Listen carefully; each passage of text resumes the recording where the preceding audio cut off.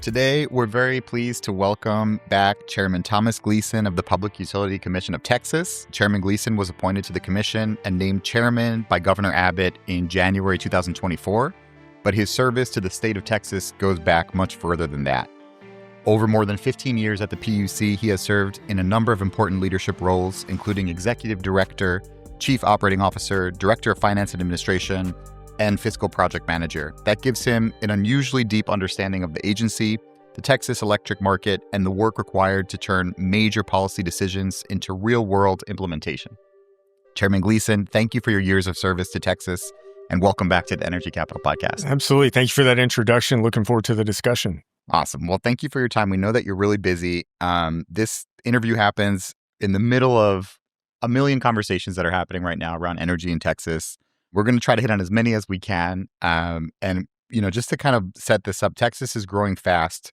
The commission is trying to separate real projects from speculative ones, protect existing customers, use flexibility and customer-side resources more efficiently, and build a grid that can support economic development without sacrificing reliability or affordability. So I want to start with, since you last came on the podcast and Doug had you on, it feels like the Texas grid conversation has shifted a little bit from post-Uri reforms and market design and broad policy ideas into a very serious implementation phase. So from your perspective, do you see this as a new chapter for the Texas grid? Yeah, I absolutely do. I think you're right. I think the reforms coming out of Winter Storm Uri, for the most part, have all been implemented. And I think the legislature, the governor, citizens are all happy with the reforms that we've put in place. The grid has been tested a few times since Winter Storm Uri and has performed really well. So I think, the conversation has definitely now shifted to large loads, data centers, hyperscalers, how we're going to incorporate those reliably and safely onto the grid, and then really who's going to pay for it. And I think as we move forward from today onward, who's going to pay for all of this is going to take, primary focus for everybody. Yeah, absolutely. And I think Texas has always been a growth state if we look back to our history. But does this load growth moment feel different to you? It feels a lot different. And the main reason for that is the speed at which it's changing. Historically, when large loads have come onto the system, it's taken 3, 4, 5 years for those facilities to need their power. When you're talking about hyperscalers, these companies want power sometimes within 18 months to be fully operational. So the speed at which we're being asked to make decisions that impact the economy is going quicker and having a much more difficult effect on us coming up with the right decisions in a short amount of time. And, given all those decisions that need to be made and looking down, over the next few years, what are 2 or 3 things that you think Texas absolutely has to get right here moving forward? Yeah. So the first part, again, is who's going to pay for this? We want economic development in Texas. As the governor says, Texas is open for business, but we want to make sure that residential ratepayers and small businesses are not bearing the brunt of all the costs that are going to come along with hyperscalers moving to the state. So I think figuring out how to effectively and efficiently allocate costs to those that are actually putting those costs on the system is going to be the number one thing that we do. Number 2, and this will always be an issue coming out of Winter Storm Uri, I think for the rest of time for Texas and the ERCOT market, how do we ensure that we're getting the right resource mix on the grid for generation resources? We continue to see a proliferation of batteries and renewables on the grid, particularly solar. And that's great for the state. Those resources keep prices down. When it comes to batteries and solar, they help us a lot in the winter during our 2 peaks and the summer during our afternoon peak. But I think there's a growing concern that we need more what we would consider baseload 24/7 generation, mostly thinking about gas generation. And so continuing to have discussions about how we incent that type of generation to come onto the grid, I think will continue to be really important for the state. Absolutely. And for listeners who are not living inside of ERCOT stakeholder meetings, but we certainly have listeners that do live inside of those meetings, but plenty of listeners that are new to the energy space. What is the actual problem that Texas is trying to solve here with large loads and data centers, just for a beginner who's, hearing this for the first time? Yeah, so historically, the grid has always had a lot of excess capacity. So the transmission system has capacity. A new customer can come and interconnect and not have a problem getting the service that they need. But because of the size of these facilities and the speed at which they are looking to interconnect into the grid, we've run out of existing capacity on the system. And so what was happening over the last, say, 6 to 8 months was large loads were looking to interconnect and not being able to, because as soon as they would have a study validating their ability to interconnect, another load would come in behind them at relatively the same point on the grid, thereby invalidating their approval. And so that has been the problem we've been trying to solve for, like I said, the last 8 or so months, how we can ensure that once these companies have an interconnection agreement that they are ready to move forward, they know that that capacity will be there to serve them so that they can make proper business decisions. Yeah, if that's the death spiral of the different pieces moving around, it's just hard from the grid operator's perspective, right? It's how do you plan for a grid with all those moving pieces? Yeah, it's and how you ensure that all of these loads can be interconnected reliably, because I think that is always going to be the key from ERCOT's point of view. Is we want the economic development here, but we have to ensure it is paramount that reliability is the focus. And so it's making sure we can interconnect all of these loads in a reliable fashion. Yeah, for sure. And on reliability, I think Texas has earned a lot of credit across the country for how far we've come since Winter Storm Uri, and that's another podcast. And I encourage folks to check out the previous podcasts that you've done with us because there's a lot of good conversation there.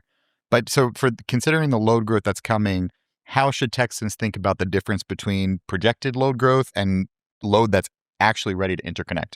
Yeah, so the projections are extremely high. And what we know is all of that load will not actually come here. A lot of it is speculative. But what we're trying to endeavor to do right now is figure out what of that load is actually real. And that's important for two main reasons that touch on the first 2 points I made. One, knowing what load is real ensures that we build a system, a transmission grid that meets those needs without overbuilding. You don't want to overbuild the system to its needs. And because the main reason you don't want to overbuild is those costs have to be borne by someone. If those loads, those large loads don't actually show up, most likely those costs will be borne by residential and small commercial businesses. That's not an outcome that we want. Secondly, if the load is real, you will see an increase in what we would call wholesale electric prices, the forward markets for those prices. That should provide the incentive for new gas generation and other sources of generation to locate within ERCOT.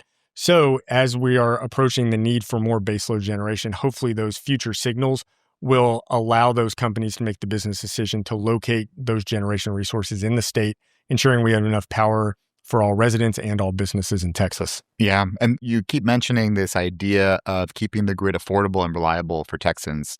You're in this really tricky spot where you want to keep Texas open for major economic development, but still make sure that existing customers aren't paying for speculative projects or stranded infrastructure, right? That's correct. And so what we've tried to do is come up as we look at interconnecting large loads with gating issues and thresholds for those issues that ensure if a project moves forward, that it is real because those companies are going to have to put up real money in order to stay in the process to get interconnected. We're hopeful that those gating issues and thresholds will accomplish that.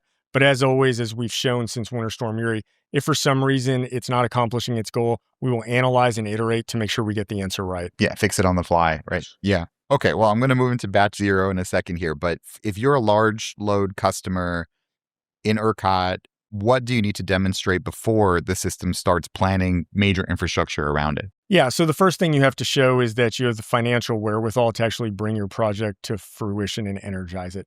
So we've put in gating issues around the amount of credit that you have to put up that you show you have access to in order to move forward. The second major element of that is site control.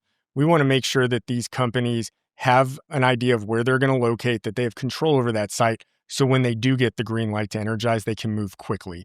Because that's the whole thing here. Once we have a plan that is actionable, we need to ensure that the plan is being implemented in a way that those companies have certainty they can come here, but we also have certainty that they plan to be here for a long time. Because again, we don't want to overbuild this grid, putting those costs on others. And so those are the main two things that we're looking to accomplish that. Yep. And I think that leads us into Senate Bill 6, which passed the legislature last year. In plain English, what does SB 6 try to solve? Tries to solve for the proliferation of large loads in this state and how to make sure we bring them online in a managed way. You know, again, post 2023's legislative session, this was not a topic of discussion. Mm-mm. And then probably around October of 2023, this became a hot topic. Through last session, this was about all we talked about.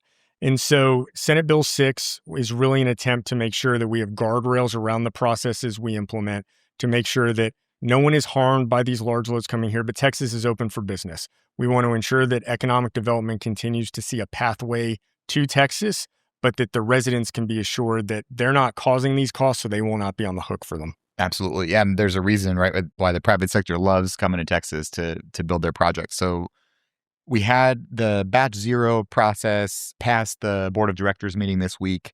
How does ERCOT's batch zero proposal fit into this whole SB6 implementation phase? Yeah, it fits really well because for the first time, we're going to start committing capacity to these large load projects. And so that accomplishes two things. One, it gives certainty to the businesses that if they plan to come here and they can meet all of our gating issues, that once they interconnect, they will get the electricity that they need in order to fully energize in the state. So that is a huge thing. But secondly, it provides a path to ensure that all the loads coming here are real and not speculative, because the financial gates in order to get into this process are really high, $50,000 per megawatt. And you have to be real. You have to be willing to put that skin in the game in order to move forward. And so I think it really helps ensure that the projects coming here are real. They're not speculative.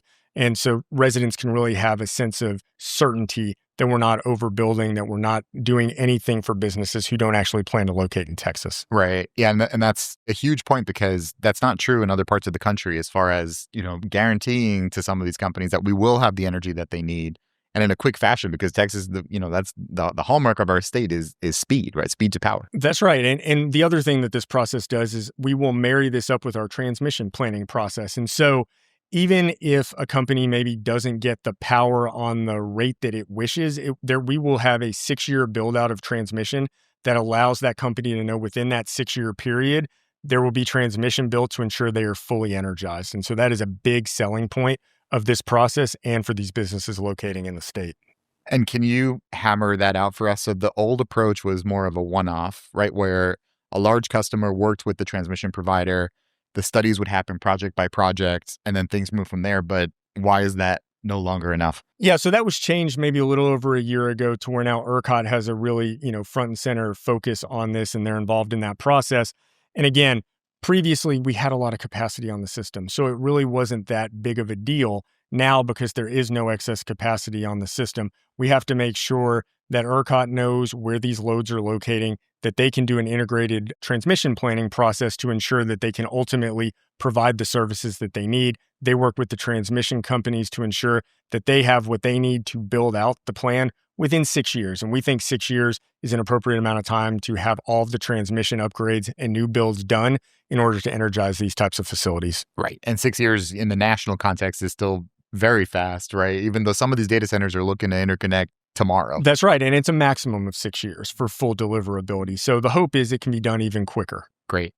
So from the PUC perspective, what does the commission need from batch zero in order for it to be useful? Yeah, so the first thing we need to make sure that the number that gets out of batch zero is something that is actionable. So the idea behind, there are two parts of batch zero, one that we're calling kind of base, which those companies that get into that bucket, they're going to get the energy they need on the ramp rate, on the schedule that they have requested. Then you're going to have batch zero studied. Those projects will be a part of the first process to have that 6-year plan associated with them to get fully energized. And so the first goal of batch zero, the first really need of it, is what comes out of this, the number of projects and megawatts is actionable first within batch zero base, something that can be actionable today. And then within that studied or allocated piece, something that can be actionable with additional transmission upgrades over the next 6 years. Great. So we're going to move on from batch zero in a second. Sorry to grill you. This is just a hot topic and everyone wants to know the details. So last question on this would be, how do you avoid both mistakes, overbuilding for projects that never show up, but also underbuilding for growth that is real? Yeah. So, the first thing is getting a better sense of what's real comes from asking questions to the companies to make sure that they really have an intention to be here. Again, those gating issues around what comes in, but then we do a load forecast and we continue to try to find ways to refine that process, to ask the right questions, to make sure the numbers in that load forecast are a true reflection of projects that look to locate here in the near and midterm. So I think as we continue to go through those rules and look at what needs to be done to refine that process, we'll accomplish that goal. Because you're right, there is always the one that gets talked about the most is overbuilding, but businesses won't come here if we underbuild. And so we have to ensure that we're not doing that either, because we want these businesses to come here in a way that is managed and doesn't hurt reliability. And in all the conversations I've had with these hyperscalers looking to locate here, they are bought in on this idea. Okay, that's great. There's been a lot of discussion about large loads riding through temporary grid disturbances. I know that's a major concern from ERCOT rather than instantly tripping offline. So, how should we think about that specific reliability issue in this broad context of large loads? As you see a continued increase in large loads, I think this becomes a bigger problem. I'm glad ERCOT has looked at addressing this issue. The board approved this action going forward at the last board meeting a few days ago. It'll now come to the PUC. I will say that there have been some issues brought up around the jurisdiction for ERCOT to require this of folks. That'll work its way through some type of litigation potentially. So I don't want to speak to that. But I think as a broad policy goal, it's a really good goal because we have to ensure that one of these facilities tripping offline does not lead to a cascading blackout on the system. I think the feds that FERC is going to tackle this as well at a national level. But as we've seen coming out of Winter Storm Uri and our weatherization efforts, we have the ability in ERCOT to address these issues first before the feds even, take a look at this. So that's what we're going to try to do. We're going to try to solve this problem, and hopefully that's a model that can then be used and socialized around the country. Right, and which again gives us a competitive advantage over other states because we're able to move so quickly, and we're really the first state to start figuring out these tough questions. That's right, and because we have a very robust stakeholder process, my hope is always that what comes out of that is something that everyone can live with, that is actionable and achieves its intended goal. And I think that's what we'll find coming out of this discussion as well. Yeah, I agree. And so the basic principle, if I'm hearing you correctly, is that very large customers need to behave differently than ordinary load because they can affect the bulk system. That's right, because their singular impact or failure causes a much larger problem than it previously has. So we have to ensure that whatever the behavior of that facility is, the system is not impaired and cannot recover from it. Yeah. So how do you, from your position, how do you create performance standards that protect the grid without prescribing one narrow technical design for every data center, every large campus? Yeah. So I think what you try to do is be adaptable, right? And we've talked about this a lot over the last 5 years since Winter Storm Uri. The idea that we set a policy goal here, ride through, events, and then work with the stakeholders to come up with a plan that achieves that goal while understanding that most of these facilities are not going to be exactly situated the same way. So allowing for the nuanced differences between these facilities, coming up with a regulatory framework for compliance that works for everybody. And that's what we've done here. Again, to the jurisdictional issue, we'll have to kind of work that out. But I think the policy goal is a good one. And I think the plan that was approved by the ERCOT board is one that is actionable and we can move forward with. Yep. And so for some of these large loads that say that they're flexible, right, according to whether it's true or not, that's what some large loads are telling us. How important is it that the rules and telemetry and all those incentives actually make that flexibility real? It's extremely important. I think for us to solve this, we talk a lot about building transmission. But I think the other two key components are going to be bringing generation for these facilities to bring their own generation and then allowing for them to be flexible. So they will have those attributes. Like you said, that's what we're hearing from a lot of these facilities, that they can be flexible. I will say what flexibility means is maybe not always the exact same facility to facility, but allowing that type of behavior to benefit the grid is really something that has to be a part of this solution because most of the time, we're not worried about the reliability of the grid. 99% of the time, the grid has plenty of capacity online. We don't have an issue with resource adequacy. We don't have an issue with ride-through issues. But there are going to be those times that we do. Having loads that are flexible, that can react to the real-world kind of operational situations on the grid and do that in a way that benefits the state as a whole is really something we need to try to find a way to incent. And this is just one of those ways. Yep, that's huge. On the reliability issue, we have something here in Texas called the reliability standard. How would you explain that to someone who follows Texas energy issues but may not live in the modeling details? Yeah. So, a reliability standard, very colloquially, is really a way of saying, how often are you okay with the power going out, with having some type of system outage? And so previously we had, a measure of that wasn't really written in stone, but we were always trying to have a certain level of reserves on the grid. Now we're doing something completely different. We've adopted a 3-prong approach to looking at when there is an outage. How long is that outage? How often does it happen in a given year? And then what is the magnitude? Magnitude meaning how many megawatts actually have to be taken offline. And so this three-pronged approach, I think, really gives us a chance to have a holistic view of the system and what we and the citizens of Texas are willing to live with. And then what comes out of that is really simple, hopefully. I'll say hopefully, is, if we are short of the standard that we've selected, then we have options to provide incentives to either bring more generation on, increase flexibility of existing and future loads on the system in order to achieve that reliability standard. But the key here is we will do this on a cost basis. We'll look at the costs and the benefits of any changes that we make. We have to ensure that the benefits outweigh the costs.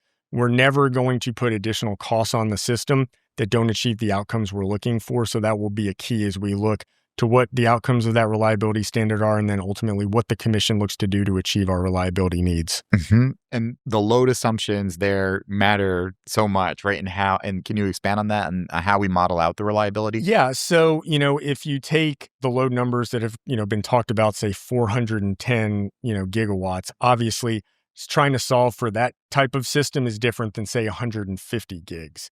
To your point, it's very important to understand what the real load number is going to be in 2029. And that determines what the outcomes are and what levers we may have to pull to achieve that level of reliability. And so as we look to the batching process that we were discussing, right now, ERCOT has out for comment 2 ways to maybe adjust their load forecast. One is kind of looking at history and how much of this load has come on in a given year and using that historical look back. The other, which I would give preference to right now as I'm sitting here, is to look at what gets into the batch, how many megawatts, because those should be actionable, right? Those are going to be real projects that have a transmission plan around them. So I think solving for that for reliability standard makes a lot of sense, is congruent across all different aspects of the ERCOT planning process. Absolutely. And is there a risk that we treat reliability as a supply side problem without looking at the demand side? I think there is. I think we tend to think of it as a supply side problem, but I think you're dead on. There are demand solutions that can help us achieve this because, again, the megawatt we don't use is just as important as the megawatt that we generate. And so I think you have to attack it from both sides. Mm-hmm. Okay, that's great. The market itself, when you look at the market we have here in Texas, which is robust, how should it value resources that could help during those hours where the grid is most stressed? So whether that could be generation, but it could also be storage, demand response, flexible load, right? Like how are those tools working in the market? Yeah, in kind of the value hierarchy of what we're doing, those should be valued extremely high. Mm-hmm. And again, the way that this market is set up is we should put out as the commission and at ERCOT what we're solving for, and then allow the private sector to find a way to meet that need. Mm-hmm. And that's what we're going to do here as well. So you're right. We can look at supply side issues. Do we need to change incentives in order for more, say, gas generation to come on? Do we need to look at kind of how batteries are functioning? And do we need to look at incentives for more long duration batteries? Do we need to empower residential customers to participate in demand response programs? Do we need to look at our incentives for the current industrial demand response programs, and do those need to be changed? So you have to address it comprehensively, holistically, in order to achieve this outcome, because one thing is not going to fix everything. We have the ADER pilot here in Texas. So I'm really curious to hear your perspective on what we have learned so far. I mean, obviously there's a cap on it, so it's limited in scope, but what are the key lessons learned from your perspective? Yeah, so the first thing we've learned from our ADER pilot is there is a lot there that we can win on, I think, which is key. That was the goal of the pilot, was to see how much participation could we get, and really was the juice worth the squeeze. And I think it's clear coming out of the pilot that the juice is worth the squeeze. The question now is, how do you scale it appropriately, right? And so again, I think the more you can look to these different types of answers to this problem, ADER, distributed energy resource, is going to be a big key for this. We just have to figure out the right policies to incent the behavior we're looking for. We've been working for, 5 years on all these different issues. ADER is one that, I think really needs to be brought more to the forefront and have more oxygen in the room for that type of discussion, because it can't just be bringing on new dispatchable generation only, because we don't know if we can get prices to a point to incent that type of behavior. I think the ADER pilot project has shown there's a lot of desire for this in Texas. We have a lot of private companies looking for how to aggregate distributed energy resources. We should provide them with the incentives to do that, and then we all reap the benefits. No question. And there are virtual power plants now that exist outside of the ADER program, right? So I'm hoping you can unpack that for us. The one that comes to mind is the NRG Renew Home VPP that they're working on, which they say will reach a gigawatt, in a relatively short amount of time, just working with smart thermostats. So, like, what do you see as the future here in ERCOT? The best thing about that program is it proof of concept, right? And so having NRG, having, the companies that are out there that benefit from this as well, right? Providing those incentives, looking for ways to scale this so that their customers win and they win. Again, then the whole state wins. I think proof of concept is really important. As we look to scale this up, how do we do it in a way that makes sense for the state to achieve the right outcomes? That is a great example of a private company looking at that, seeing a risk, but also seeing an opportunity, helping to empower their customers, and then their customers and they reap the benefits. So I think the proof of concept of an issue like that is amazing. And I hope that's something we can build upon going forward. That's great to hear. And this conversation on customer side resources, whether it's backup generators, residential batteries, rooftop solar, smart thermostats, what needs to happen for those resources to provide real grid value at scale? Because to me, it sounds like that conversation, like the ADER pilot started in 2022, I believe, right before this whole data center conversation started. And now we're in a situation where we could really use every megawatt available on the grid. That might help us alleviate some of the strain that we're seeing, especially on specific substations where we know if we had some distributed batteries around that substation, we would be able to alleviate some of the stress. So where do you see those resources playing a role here moving forward? Yeah, I think that, as we talk about affordability, they'll continue to play a really big resource. And I think an ever growing, part of the discussion, because the other thing they do is when you get those types of localized generation or demand response programs, it alleviates the need for transmission to be built. And so you're doing both, right? You're bringing megawatts onto the grid. You're also reducing costs by not needing as much transmission. And so with affordability kind of being front of mind and something that everyone is looking to solve for, I think these new types of ideas like distributed energy resources, looking to use batteries in different ways, are going to continue to have to proliferate because we have to have an all of the above mentality when it comes to addressing the issue. Yeah, the question around interconnection, I want to make sure I get that in before we move off of the DER topic. So the most common complaint that I hear from our member companies and from the private sector in general is it's a very inconsistent interconnection process across the state, right? Because depending on which utility you work with as a DER company, you might have a completely different process for interconnection. Even within one utility, you might get different answers within that specific TDU. So do you have any answer to how we solve the interconnection problem here and establish some uniform rule? Because, the companies that I hear from are saying like, just tell us where the goalposts are and we can do it, but like don't move them around. Just give us some clear structure. Yeah, no, I think standardization of the interconnection process is key to this. And what I've committed to, and I've had a lot of the same discussions I'm sure you have with the companies, what I've committed to is once we have, some of these other issues kind of, in motion or dealt with, we will look at this because again, I think it does have to be a part of the solution. I've heard the same frustrations around not knowing company to company, or to your point, even within a company, depending on who you're talking to, what the rules of the road are.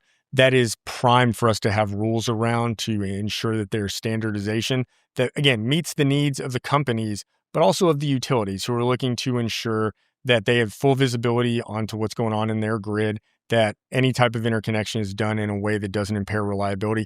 We can solve for both, and the right venue to do that is through PUC rulemaking. Yeah, completely agree with you. We'll move off the DER topic, but on the ADER program specifically, is there anything that you would need to see before it moves from a pilot?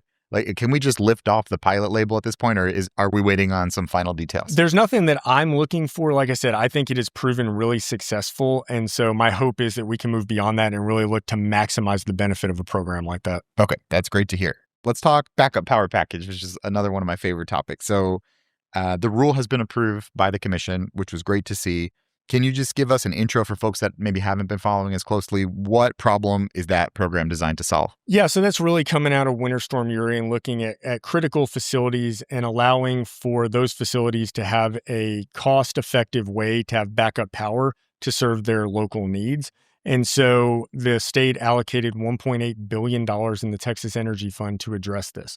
And I testified to this many times. My thought was and hope that this was going to be the easiest of the programs to actually implement. It has proven not to be so, because there's a lot of different ways you can implement a program like this with a lot of different constituencies. We wanted to make sure that we heard from everyone. We heard from engineering firms around what the specifics around a program like this needed to be to ensure it's achieving the goals the legislature had when they passed the bill. And so we've done that. Like you said, the rules have been passed. Looking forward to seeing what we get in so we can start providing grants out in order to get this backup power on the grid. Because I think when we do get tight, when there is, another really strong winter storm, I think it is helpful, even though I am secure in my belief that the grid is resilient and can respond to any type of any type of weather condition at this point. I think it provides peace of mind knowing that those critical facilities on the grid also can island and have backup power just in case something were to happen locally. It's a last line of defense for them. That's right. And it's one, again, the state is willing to partner with those companies because they see the critical need to ensure they have 24/7 reliable power. Yeah. And so for Texans that are listening to this conversation, how should they think about the difference between resilience for a critical facility, maybe out in rural Texas, versus reliability for the ERCOT system as a whole? Yeah, so I think of reliability as we want to make sure that the grid is reliable at the highest level, that when you turn that power switch on, you can ensure that your lights are going to turn on. Resilience is when there is an event like a Winter Storm Uri, like a Winter Storm Fern, like a Hurricane Beryl, honestly, that if something happens that does affect the grid locally, right? Not again at the ERCOT wide level, but a local issue, that those critical facilities that everyone counts on. So think wastewater plants, right? We want to make sure that those stay up and are providing the service they need to, that a facility like that continues to have power, even if there are localized outages that have to be addressed by the transmission distribution utility. Great. And longer term on the backup power program, is there a conversation to be had about whether some of these backup assets at critical facilities could provide some grid value, or is that outside of the scope of the program? So I think right now I would consider that outside the scope. In all honesty, I think we need to really focus primarily right now on ensuring that that power is there in order to serve the local need. But I think long term, again, as you continue to analyze and iterate, I think it'll be important to see, yes, are there times when those facilities can provide power back to the grid? I just don't know if the first iteration is the right place for that. Okay. Yeah, that makes a lot of sense. And I want to make sure we hit on 4CP because we made it this far without mentioning 4CP. It was really one of the major rulemakings that came out of SB6.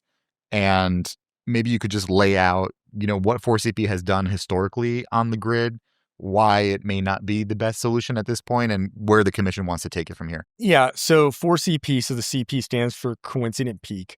So when you think about these large customers, the way that they get their transmission costs allocated to them is when the grid during the summer months, June, July, August, and September, is at its highest usage, what are those facilities using on the grid? And so that's how we allocate transmission to those facilities, which back, in 2001 made a lot of sense because we were most concerned about reliability at those gross peak times. Now, because of the proliferation really in batteries and solar, during those really gross peaks, the reliability on the grid is really solid because you have people at home running their air conditioners. The reason they're running them is because it's hot outside, because the sun's also, out. And so the behavior there, I think, has worked itself out. What we're trying to do now is ensure that if a company can reduce its load during those peak times, that they don't avoid, a large portion of their transmission costs. Because again, those transmission costs have to be paid by someone. Most likely, if those large industrial customers aren't paying some portion of their costs, those costs are then being borne either by other industrial facilities that cannot reduce their usage at those times, or by residential customers and small businesses. And that's not an outcome we want. We want to try to adhere to cost causation principles as much as possible. So we need to find a way to ensure that those facilities are paying for the transmission that they need. So what Senate Bill 6 said is we have to, by the end of this calendar year, pass rules to look at moving away from 4CP. The commission recently published its proposal for that rule, which included the idea of moving from a 4CP to a 12CP model and other things such as a minimum demand ratchet so that you couldn't avoid all or most of your transmission costs. Right. And I won't make you say this, I'll put it in my own words, which is there is an industry out there around predicting when those peaks will happen and then right? Avoiding the cost of transmission, essentially. So that's what we're trying to solve for here is, make sure everyone pays their fair share. Essentially. That's right. And you're trying to solve for two things, right? Because you still want that coincident peak response. You want that demand response because the grid benefits from ensuring at those times of highest peak, that of highest usage, that those companies can take their facilities offline, therefore thereby reducing the stress on the grid. But again, if you allow that too often and too easily, then a lot of these costs get shifted to other classes of customers. And that's something that we don't want. Right. So we're talking about potentially moving from a 4CP to a 12CP, which would mean, if I got this right, the 12, taking the intervals out of each of the 12 months of the year, and those would be those are the coincident peaks that we're basing the transmission costs on. So that's the current proposal. I think we'll endeavor through the comments to look at other ways of doing that. You could have 12 peaks, say, kind of floating on the months just in the summer and the winter, if you want. You could look to have them weighted differently. So if we're looking for more of a response in certain months, you could look to weight them differently. They don't have to all be, say, 1/12 of the total. So I think there's a lot of nuance in that discussion that we have to work through between now and December when these rules finally get adopted. But I think this will be one of the more heavily invested in rules that we pass at the commission this year, and because there's going to be a lot of interest in how we do this. Yeah, no rest this summer for any of us, I think. That's right. There's a lot of money at stake here, and so a lot of interest in the outcomes. Well, great. And to wrap up the 12CP conversation, you mentioned the minimum demand charges. So one thing that I've been thinking about is you want to keep this tool effective for the grid, right? So if you're a data center and you contract 80 megawatts and there's a minimum demand charge of 100%, then essentially you have no incentive to go down to 60 when the grid really needs it, right? So how do you balance that? As far as the minimum demand charges, you want to make sure the data center's on the hook for something, but maybe not all of it. That's right. And so I think, again, we have to look at the comments that come in because, the companies and all the interested parties in this will have the best kind of line of sight on what the different options are. But I think you're 100% right. We have to balance the need to see coincident peak response to bring down demand with the idea that we can't have these costs borne by other customer classes. And so there's a trade-off in that, right? There's not going to be a solution to this. There's going to be a trade-off. When you solve for one thing, you're also solving for something else, and it's having impacts. As I sit here now and I think about the best way to really think about this, you could have a graduating scale based on size. You could, look at other potential options for how you allocate those costs over the year to help ensure, again, that we're not providing disincentives to the behavior that we're looking for. Another thing, in all honesty, I think you're going to start to hear a lot of people talk about is in some of these policies, do we need to start differentiating, say, between a hyperscale large load and an electronic large load and a traditional industrial facility? Because, historically, we've done everything based on the amount of load on the system and kind of put everyone in one bucket. But it's clear to me that your traditional industrial facilities behave differently than these electronic large loads. And so I think it's time to at least have that conversation in certain policy areas. Does it make sense to have different policies for the different types of large loads? Yeah, depending on the behavior of the load, right? That's what really... That's right. The behavior of the load and what their ability to respond to these types of things is, right? I mean, a Bitcoin miner is different from a hyperscaler, is different from a steel mill or a chemical plant. I think, again, having rules that have nuance in them around the different attributes of those facilities is something we really have to start thinking about. Yeah, completely agree. And I think it's one of those things where, two things can be true at the same time. For all the criticism of 4CP, it still is maybe the most effective tool that ERCOT has right now as far as, how you limit that peak load on a really hot summer day, right? There's really nothing better than 4CP at this point. That's right. And you can actually see when you look at the graphs of usage during those days that companies assume will be a 4CP day, you can actually see usage go down because they're chasing that interval for that 4CP reduction. And it provides the grid a lot of benefit. Is the risk, again, is on the private company, not on the citizens. They chase that 4CP interval, and we get the benefit multiple times a month of their desire to come offline during those coincident peaks. Yeah. Well, we made it through the marathon of rulemakings and all the different topics. And thank you so much, because I know you got a busy schedule. I'll let you go. I just want to close with a couple of questions about the future. And with all of the work that's on your plate right now, is there one topic where if you had the time and the resources and you could just sit there for a few days and actually create something new or think about things outside the box? Is there like one thing that comes to mind that you would like to spend time on? I don't know if there's one thing. I think what I would like to spend time on is we have done so much change over the last 5 years. Mhm. I would like to be able to take a breath and see how all of these policy changes really work together. I think, as I think about, if you've ever heard Bill Flores, the ERCOT board chair, he ends almost every conversation he has with someone with, "What keeps you up at night?" I think if anything keeps me up at night right now, I'm proud of all the work that we've done. I just don't know what the interplay between all the changes is and how that'll work together. We want to make sure that we're not adopting policies in one area that counteract a positive impact from a decision in another area. So my hope is that as we head into the 2027 legislative session, we get to take a breath, look at all these changes we've done, be proud of the work that's been done, but really take some time to see how they all work together before we look to make any, real significant changes again. Yeah. We've had previous commissioners and chairmen of the commission on the podcast before. Folks like Pat Wood have come on, Barry Smitherman. When people look back on this specific period of Texas energy policy, what do you hope that they'll say? That the challenges were great, but we were up to the challenges. I think Texas has always shown a resilience to anything. And I think history will look back upon this period and say they went first on almost everything dealing with electricity in the nation and maybe even in the world. They were up to that challenge. They met it. And then the work that they did was then used to go around the world and make sure that everyone could rise to the challenge. Couldn't agree with you more, and just so proud to work in a state that can attract all that investment and really meet the moment, because again, I think a lot of other states, probably 49 other states, are looking to Texas right now as far as how we meet this specific moment and accommodate all this new demand. That's right. As I go around the state and really the country and talk about everything we're doing, one thing that it reminds me of is how far ahead of everyone else we are in having these discussions and coming up with solutions. So yeah, again, my hope is we get this in a place where everyone can look at it and take it elsewhere, implement it, and everyone can be successful.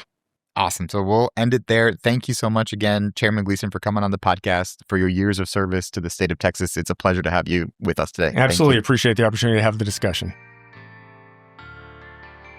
Thanks for listening to the Energy Capital Podcast. If today's conversation helped you make better sense of how the energy system actually works, share the episode with a colleague and hit follow on your podcast app. You can find us on Apple Podcasts, Spotify, and all the usual platforms. For deeper analysis and context each week, subscribe to the Texas Energy Empower at texasenergyempower.com. That's where you'll find every episode, every article, and our latest updates. We're also on LinkedIn, X, and YouTube, where we share clips, insights, and ongoing commentary on energy policy, markets, and the grid. Before we go, a quick note. The views expressed on this podcast are my own and do not represent the official positions of the University of Texas, Idea Smiths, Austin Energy, or Columbia University. A big thanks to Nate Peavy, our producer. I'm Joshua Rhodes. Thanks for listening, and we'll see you next time.